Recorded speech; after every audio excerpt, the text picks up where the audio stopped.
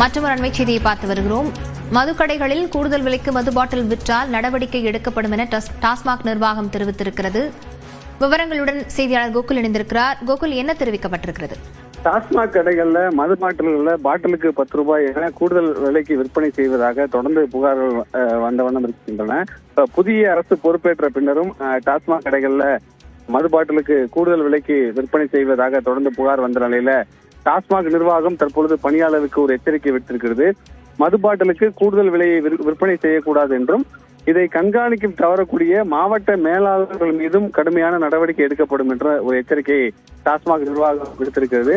இதற்கென்று ஒரு சிறப்பு படையானது அமைக்கப்பட்டிருக்கிறது. அந்த படை தொடர்ந்து கண்காணிக்க வேண்டும் என்றும் பிளையிங் ஸ்குவாட் என்று சொல்லக்கூடிய அந்த சிறப்பு படையும் தொடர்ந்து புகார்கள் வரக்கூடிய கடைகளில் ஆய்வு செய்து அவர்கள் மீது நடவடிக்கை எடுக்க வேண்டும் என்ற ஒரு எச்சரிக்கையை டாஸ்மாக் நிர்வாகம் விடுத்திருக்கிறது. டாஸ்மாக் கடைகளோட எண்ணிக்கை குறைக்கப்பட்டிருக்கிறது.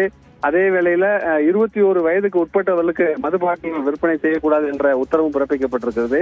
இந்த நிலையில டாஸ்மாக் கடைகள்ல பாட்டிலுக்கு கூடுதலாக விற்பனை செய்தால் அவர்கள் மீதும் கடும் நடவடிக்கை எடுக்கப்படும் என்ற டாஸ்மாக் நிர்வாகம் எச்சரிக்கை விடுத்திருப்பது குறிப்பிடத்தக்கது. லாவண்யா, விவரங்களுக்கு நன்றி கோகுல்.